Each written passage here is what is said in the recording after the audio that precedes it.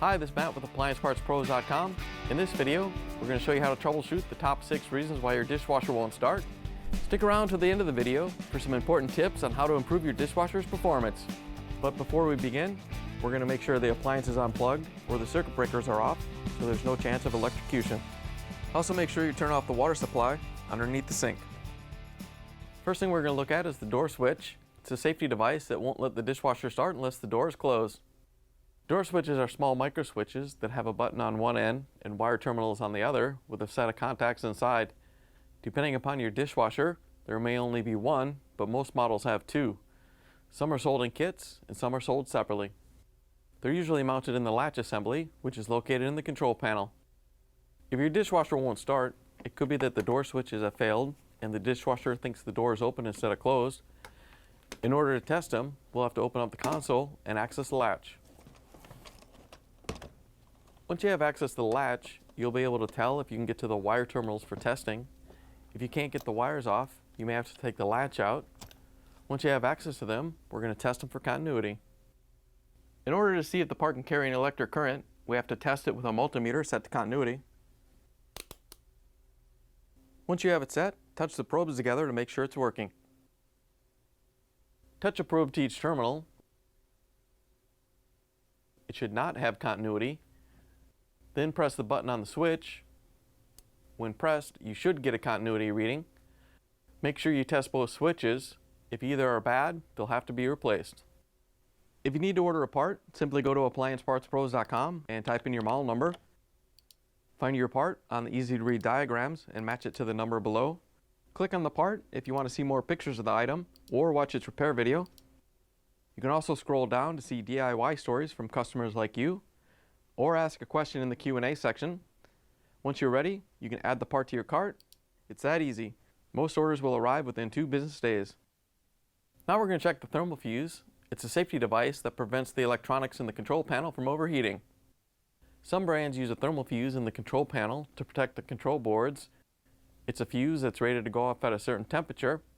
If it senses a temperature higher than it's rated for, it'll blow and cut the power.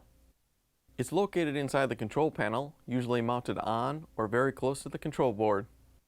If the dishwasher won't start, it could be that the thermal fuse has failed and power is cut off at the control board. In order to access the fuse, you'll have to open up the control panel and locate it. Carefully remove the wires and touch a probe to each terminal.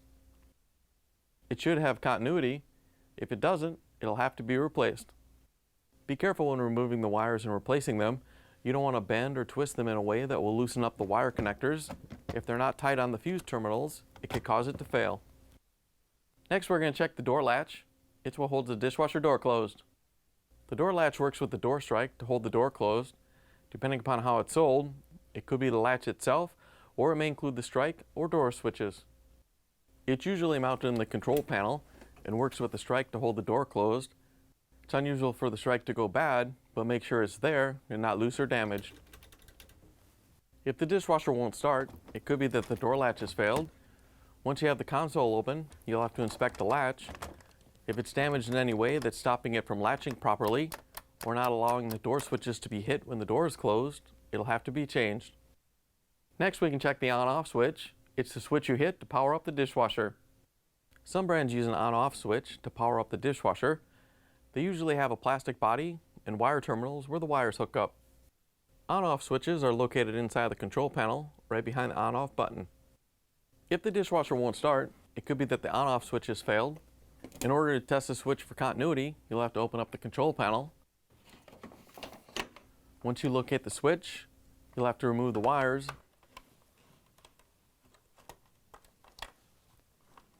and touch a probe to each terminal. When you first touch the terminals, it should not have continuity.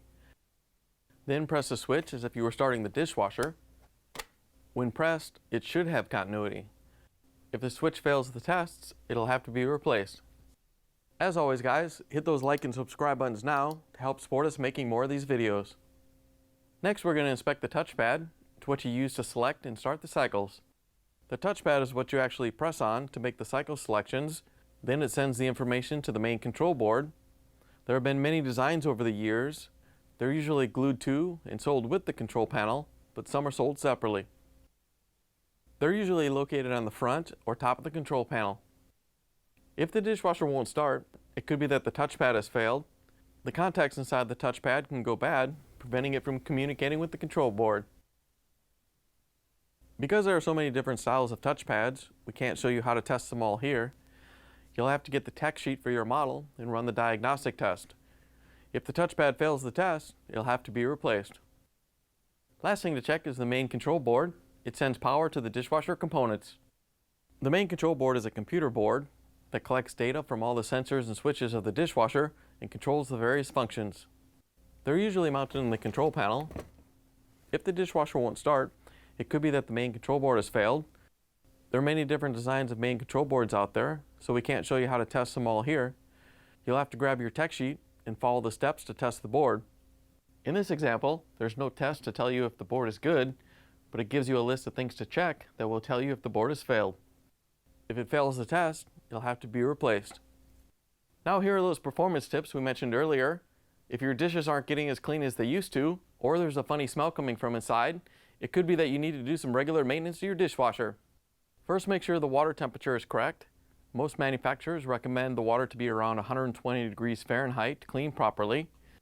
You can also run the hot water in the sink until it comes out hot to clear out the cold water in the lines before you run the dishwasher. It's important for the spray arms to be clear of dirt and soap residue. Clogged spray arms can prevent the water from spraying out as intended, causing your dishes to remain dirty after a cycle. Simply take a small nail or toothpick and check all the holes on the spray arm. If any are clogged, make sure to clean them out. Be sure not to use anything that will deform the holes.